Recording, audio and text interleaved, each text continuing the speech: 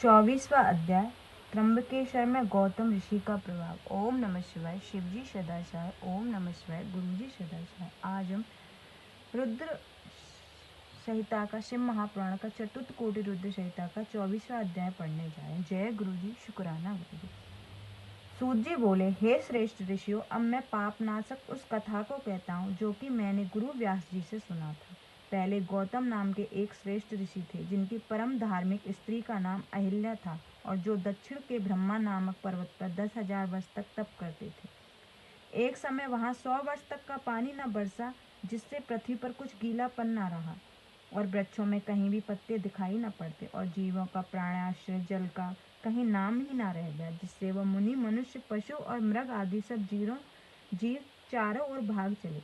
तब ऐसी भयंकर अनावृष्टि को देखकर ऋषि तथा ब्राह्मण प्राणायाम तत्पर कोई न कोई ध्यान से युक्त उस कठिन समय को व्यतीत करने लगे। गौतम जी ने प्राणायाम का आश्रय ले वरुण देवता की प्रसन्नता के लिए 6 मास तक मांगलिक तप किया। इससे प्रसन्न हो वरुण जी उन्हें वर देने आए। गौतम जी ने उनसे वर्षा करने की प्रार्थना की।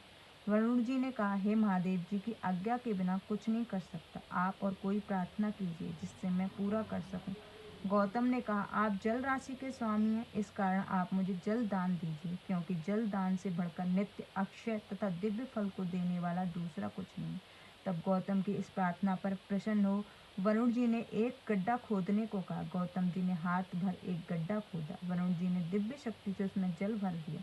गड्ढे को भरकर वरुण जी गौतम जी से कहा कि तुम्हारा यह गड्ढा अक्षय जल वाला तीर्थ होगा। इसे लोग पृथ्वी पर तुम्हारे नाम से पुकारेंगे। यहाँ जो कोई दान, हवन, तप, देवता का पूजन तथा पितरों का श्राद्ध करेगा उसे यह अक्षय फल प्राप्त होगा। सूत जी बोले, इस प्रकार महर्षि की प्रार्थना की हुई वरुण जी ने वर देकर अंतर्ध्यान हुए।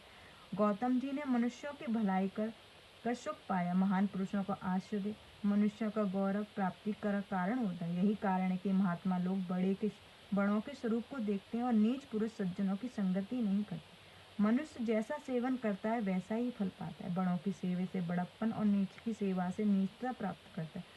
सिंह माद की सेवा, मोतियों और गीदड़ों के स्थान की सेवा अस्थियां की प्राप्त होती है। उत्तम पुरुष पराये दुख को नहीं सह सकते और उसके लिए स्वयं दुख पाना अच्छा मानते हैं, परंतु दूसरों का दुख देखकर दुख दूर करते हैं। दयालु, निर्वाणी तथा उपकारु एवं जितेंद्र, इन चारों प्रकार के पुण्य स्तंभों से पृथ्वी शोभित हो रही है। इस प्रकार उस समय बड़ी कठिनता से जल पाकर गौतम ऋषि ने विधि पूर्वक अपने नित्य नैमित्तिक कर्मों को किया और हवन लिए वही जौ आदि कई प्रकार के धान्यों का बोया।